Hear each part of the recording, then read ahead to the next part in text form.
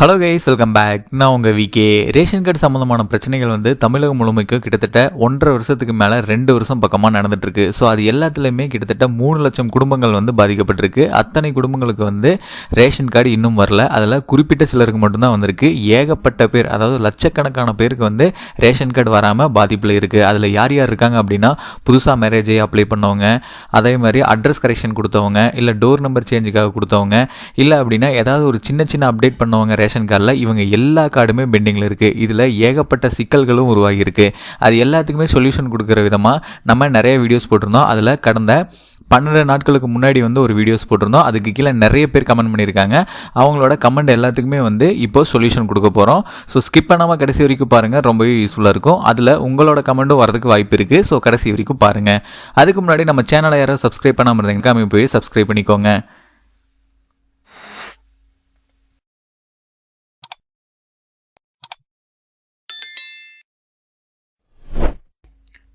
இந்த ration card சம்மந்தமாக நம்ம 12 நாட்களுக்கு முன்னாடி வந்து ஒரு வீடியோ போட்டிருக்கோம். அதுக்கு கீழே வந்து நிறைய பேர் கமெண்ட் பண்ணியிருக்காங்க. அவங்க என்ன சொல்லியிருக்காங்க, அதே மாதிரி ஏதாவது டீட்டெயில்ஸ் கேட்டிருந்தாங்க அப்படின்னா அதுக்கு என்ன சொல்யூஷன் அப்படிங்கிறத பார்க்கலாம். ஃபர்ஸ்ட் கமெண்ட் வந்து பார்த்தீங்கன்னா முகமது அப்படிங்கிறவங்க பண்ணியிருக்காங்க. உங்கள் பதில் எல்லோருக்கும் பயனுள்ளது அப்படின்னு போட்டிருக்காங்க. அதே மாதிரி கீழேயும் அவங்க தான் கமெண்ட் பண்ணியிருக்காங்க. ஃபஸ்ட்டு இந்த கமெண்ட்டை போட்டு அதை சொல்லியிருக்காங்க. என்ன அப்படிங்கிறத பார்க்கலாம். வணக்கம் நண்பா, இன்று ரேஷன் கார்டு என்ட்ரி போட்டு சீனி வாங்கிவிட்டேன். இனி அடுத்த மாதம் முதல் எல்லா பொருள் வாங்கலாம்னு சொன்னாங்க. கலைஞர் உரிமை தொகை ஜனவரி கழித்து தான் எழுதணும், நடைமுறை மாறும், இப்போ எழுத வேண்டாம் சொல்லிட்டாங்க. எப்போ கலைஞர் உரிமை தொகை எழுதலாம் என்று சொல்லவும். உங்கள் எல்லோருக்கும் பயனுள்ளது, பதிலுக்காக காத்திருக்கிறேன், நன்றி நண்பா அப்படின்னு போட்டிருக்காங்க. அதாவது இவங்களும் வந்து பார்த்திங்கன்னா ரொம்ப நாளாக வந்து ரேஷன் கார்டு வராமல் வெயிட் பண்ணிட்டு இருந்தாங்க. இப்போ தான் வந்துருந்துச்சு. ஸோ வந்து அவங்க வந்து பொருட்களும் வாங்க ஆரம்பிச்சிட்டாங்க. அடுத்த கட்ட நடவடிக்கை என்ன அப்படின்னு பார்த்தீங்கன்னா மகளிர் உரிமை தொகை வாங்குறதா. ஸோ அதுக்கான டீட்டெயில்ஸ் தான் கேட்டிருக்காங்க. ஸோ இந்த நீங்கள் கேட்ட டீட்டெயில்ஸ்க்காக தெளிவாக 2-3 வீடியோஸ் வந்து நம்ம இந்த வாரத்திலேயே போட்டிருக்கோம். ஸோ அதை வந்து நீங்கள் ப்ரீவியஸாக போய் பாருங்கள். உங்களுக்கு எல்லா டீட்டெயில்ஸுமே அதில் தெளிவாக நான் உங்களுக்கு சொல்லியிருக்கேன் நண்பா. அடுத்த கமெண்ட் வந்து பார்த்திங்கன்னா எல்பா சஜு அப்படிங்கிறவங்க பண்ணியிருக்காங்க. ரெண்டல் ஹவுஸில் இருந்தாலும் ஃபீல்டு வெரிஃபிகேஷன் பண்ணுவாங்களா அப்படின்னு கேட்டிருக்காங்க. கரெக்டான கேள்வி. இது வந்து நிறைய பேருக்கு தெரியல. ஸோ இதுக்கான சொல்யூஷன் சொல்கிறேன். என்ன அப்படின்னா, இதே கீழே வந்து அவங்களே தான் இன்னொரு கமெண்ட்டும் பண்ணியிருக்காங்க. அதையும் படிச்சுட்டு நான் உங்களுக்கு சொல்கிறேன். எல்பா சஜு ப்ரோ, அப்ளை பண்ணி 6 மந்த்துக்கு மேலே தான் செகண்ட் ஸ்டேஜே போகுது. அந்த டைமில் நம்ம வேறு ஹவுஸில் ரெண்ட்டுக்கு இருந்தால் என்ன பண்ணுறது அப்படின்னு கேட்டிருக்காங்க. புரியுதா? அதாவது என்ன அப்படின்னா, ஃபஸ்ட்டெல்லாம் 1 மாதம் 1.5 மாதத்துக்குள்ளே ப்ராசஸ் பண்ணி உங்களுக்கான ரேஷன் கார்டை கொடுத்துருவாங்க. ஆனால் இப்போது வருஷ கணக்காச்சுல, அப்போது நிறைய பேர் வீடு மாறி இருப்பீங்க. இந்த மாதிரி சமயத்தில் என்ன ஆகும் அப்படின்னு கேட்டிங்கன்னா, கம்பல்சரி நீங்கள் வீடு சேஞ்ச் ஆகி அந்த ஃபீல்டு வெரிஃபிகேஷன் வரும்போது நீங்கள் வேறு அட்ரஸில் இருக்கீங்க அப்படின்னா டெஃபினட்டாக ரிஜெக்ட் ஆகும். ஓகேங்களா? ஸோ அது ஒரு சில சமயத்தில் மட்டும்தான் உங்களோட கோரிக்கைகள் ஏற்றுக்கப்பட்டு அதை அக்செப்ட் பண்ணுவாங்க. மோஸ்ட்லி 95% வந்து அதை அக்செப்ட் பண்ண மாட்டாங்க, ரிஜெக்ட் பண்ணிடுவாங்க. ஓகேங்களா? ஸோ நீங்கள் ரீஅப்ளை பண்ணுற மாதிரி தான் இருக்கும். நீங்கள் ரெண்டல் ஹவுஸில் இருந்தீங்கனாலும் கரண்ட்டில் எந்த அட்ரஸ் இருக்கீங்களோ அந்த அட்ரஸுக்கு ஆதார் கார்டு வந்து சேஞ்ச் பண்ணிவிட்டு நீங்கள் வந்து அப்ளை பண்ணணும். இல்லை அப்படின்னா கம்பல்சரி ரிஜெக்ட் ஆகும். இதை மைண்டில் வச்சுக்கோங்க. அடுத்த கமெண்ட் வந்து பார்த்தீங்கன்னா வேதிகா ஜெய் அப்படிங்கிறவங்க பண்ணியிருக்காங்க. செப்டம்பர் 23 அப்ளை பண்ணது 4th ஸ்டேஜில் இருக்குது அப்படின்னு போட்டிருக்காங்க. அதாவது செப்டம்பர் 23 அப்படிங்கிற தேதியை குறிப்பிட்டிருக்காங்கன்னு நினைக்கிறேன். அதாவது 2024 தான் நீங்கள் அப்ளை பண்ணியிருப்பீங்க. செப்டம்பர் மாதத்துலேருந்து தான் 2023 ஏப்ரல்லேருந்து யார் யார் அப்ளை பண்ணாங்களோ அவங்க எல்லாத்துக்குமே வர ஆரம்பிச்சிருக்கு. ஸோ நீங்கள் வந்து இப்போ தான் இந்த இயரில் தான் அப்ளை பண்ணியிருப்பீங்கன்னு நினைக்கிறேன். 2024க்கு அப்புறம் 2024 செப்டம்பர் மாதம் நீங்கள் அப்ளை பண்ணியிருக்கீங்க. ஸோ அதனால் 2025 பிறந்துடுச்சு. பொங்கல் இதெல்லாமே முடிஞ்சு உங்களுக்கு வந்து கிட்டத்தட்ட ஒரு மார்ச் அதுக்கப்புறம் தான் உங்களுக்கு வந்து கார்டு வரும். சப்போஸ் உங்களுக்கு லக் இருக்குது அப்படிங்கிற சமயத்தில் உங்களோட தாலுகா ஆஃபீஸில் கார்டு வந்து பெண்டிங் இருக்கக்கூடியது கம்மியாக இருக்குது, ஒரு 100, 200, 300 இப்படி இருக்குது அப்படின்னா உங்களுக்கு ஒரு மார்ச்சில் ஓப்பனிங்லேயே வரதுக்கு கூட வாய்ப்பு இருக்குது. ஸோ நீங்கள் கொஞ்சம் வெயிட் பண்ணணும். டெஃபினட்டாக ஒரு 2 மாதத்துலேருந்து 4 மாதம் வரைக்கும் ஆகும். அடுத்த கமெண்ட் வந்து பார்த்திங்கன்னா சையத் ஹேட் டேட் அப்படிங்கிறவங்க பண்ணியிருக்காங்க. Unfortunately today Sunday evening they call us for field verification and document collection but we are not in home at that time. Now what I can do bro? Again we called them, they said we will call and disconnected. நான் what to அப்படின்னு கேட்டிருக்காங்க. இந்த கமெண்ட்டை வந்து எனக்கு நோட்டிஃபிகேஷனில் வந்த உடனே நான் ரிப்ளை பண்ணிவிட்டேன். ஏன் அப்படின்னா நிறைய பேர் வந்து ரேஷன் கார்டுக்காக வெயிட் பண்ணிட்டு இருப்பாங்க. அந்த ஒரு சமயத்தில் இந்த மாதிரி சிக்கல்கள் எல்லாமே வந்துச்சுன்னா வேஸ்ட்டாக போயிடும் நம்ம இவ்வளோ நாள் வெயிட் பண்ணது. ஸோ அதனால் இமீடியட்டாக ரிப்ளை பண்ணியிருந்தோம். tomorrow morning once call again, not pick means directly visit your taluka office and inform that today scenario அப்படின்னு போட்டிருந்தேன். அதாவது நேற்று என்ன நடந்தது அப்படிங்கிறத அவங்ககிட்ட இன்ஃபார்ம் பண்ணுங்கள். ஒன்ஸ் கால் பண்ணிவிட்டு எடுக்கல அப்படின்னா டேரெக்டாக தாலுகா ஆஃபீஸை விசிட் பண்ணுங்கள் அப்படிங்கிற மாதிரி போட்டிருந்தேன். இதை நான் உங்களுக்கு ஷார்ட் அண்ட் ஸ்வீட்டாக சொல்லியிருக்கேன். அதுக்கு வந்து அவங்க ஓகே ப்ரோ தேங்க்யூன்னு சொல்லியிருக்காங்க. அவங்க அதை விசிட் பண்ணிட்டு வந்துட்டு என்ன சொல்லியிருக்காங்க அப்படிங்கிறத நோட் பண்ணிக்கோங்க. இது நிறைய பேருக்கு தேவைப்படும். Visit taluka office and given all related documents. ஓகேங்களா? Note, they asked children birth certificate. They said we will call or message for your future updates அப்படின்னு போட்டிருக்காங்க. அதாவது இவங்க வந்து தாலுகா ஆஃபீஸை விசிட் பண்ணுங்கள், எல்லா டாக்குமெண்ட்ஸையும் எடுத்துகிட்டு அங்கே வந்து பார்த்தீங்கன்னா சில்ட்ரன்ஸோட பர்த் சர்டிஃபிகேட் கேட்குறாங்க. அது மட்டும் இல்லாமல் இதுக்கு எகென்ஸ்டாக நீங்கள் வந்து மெசேஜில் காலில் வந்து உங்களோட ஃபியூச்சர் அப்டேட்ஸை வந்து தெரிஞ்சுக்கலாம் அப்படின்னு சொல்லியிருக்காங்க. ஸோ உங்களுக்கு அர்ஜென்ட் அப்படிங்கிற சமயத்தில் தாலுகா ஆஃபீஸை இமீடியட்டாக விசிட் பண்ணுங்கள். அதே மாதிரி இந்த மாதிரி சிக்கல்கள் ஏதாவது நடந்துச்சு அப்படின்னா அதுக்கும் நீங்கள் தாலுகா ஆஃபீஸை இமீடியட்டாக விசிட் பண்ணி உங்களோட டீட்டெயில்ஸை சொல்லிடுங்க. எதுவுமே சொல்லாமல் ரிஜெக்ட் ஆகிறதுக்கும் ஏதாவது சொல்லி அதை அப்டேட் பண்ணுறதுக்கும் வித்தியாசம் இருக்குது. ஸோ அதை புரிஞ்சு நடந்துக்கோங்க. அடுத்த கமெண்ட் வந்து பார்த்தீங்கன்னா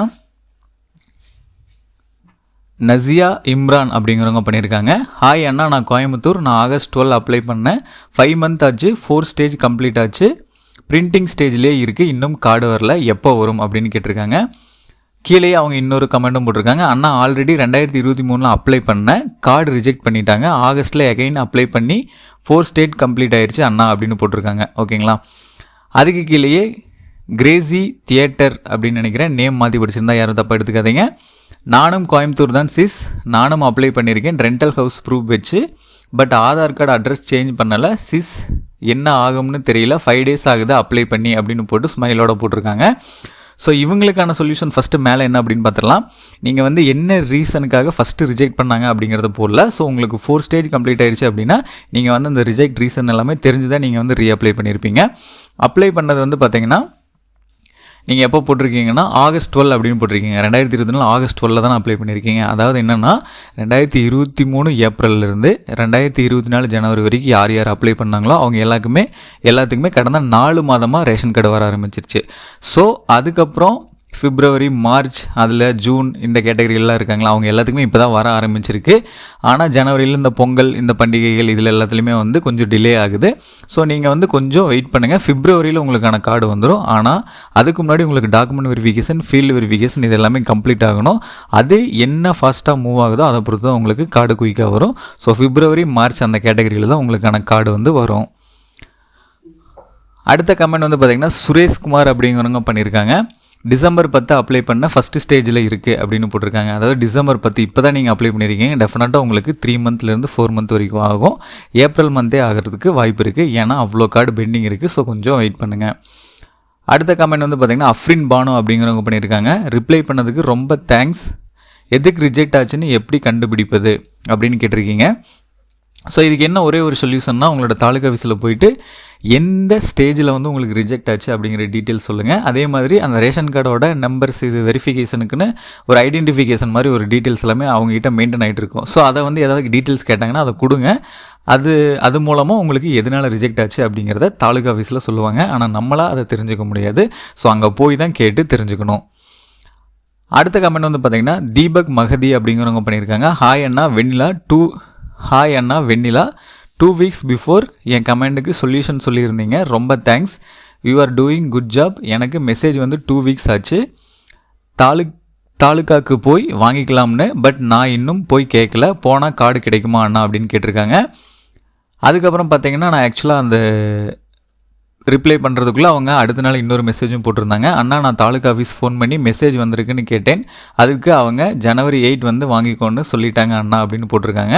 ஸோ இவங்க வந்து பார்த்திங்கன்னா அந்த தாலுகா ஆஃபீஸோட கான்டாக்ட் டீட்டெயில்ஸ் எல்லாமே வச்சுருந்தாங்காட்டி ஒரே ஒரு கால்லையே அவங்களோட டீட்டெயில்ஸ் எல்லாமே கேட்டு தெரிஞ்சுக்கிட்டாங்க. அவங்க வந்து 8ஆம் தேதி வாங்கிக்கலாம் ஜனவரி அப்படின்னு சொல்லியிருக்காங்க.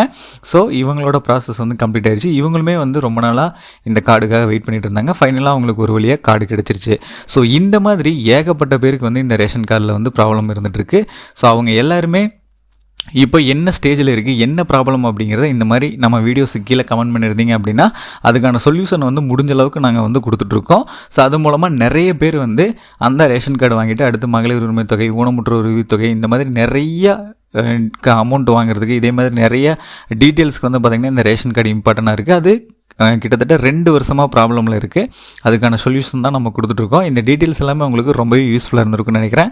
அப்படி இருந்தால் இந்த வீடியோக்கு ஒரு லைக் பண்ணிவிட்டு இந்த மாதிரி நிறைய இன்ஃபர்மேஷன் சம்மந்தப்பட்ட வீடியோஸ், பணம் சம்மந்தப்பட்ட வீடியோஸை உடனுக்குடனே தெரிஞ்சுக்கிறதுக்கு நம்ம சேனலை யாராவது சப்ஸ்கிரைப் பண்ணாமல் இருந்தீங்கன்னா மறக்காமல் போய் சப்ஸ்கிரைப் பண்ணிக்கோங்க. அப்படியே பக்கத்தில் இருக்க பெல் பட்டனையும் கிளிக் பண்ணிடுங்க. அப்போ தான் நான் போகிற ஒவ்வொரு பயனுள்ள வீடியோ உங்களுக்கு உடனுக்குடனே நோட்டிஃபிகேஷன்லாம் வந்து சேரும்.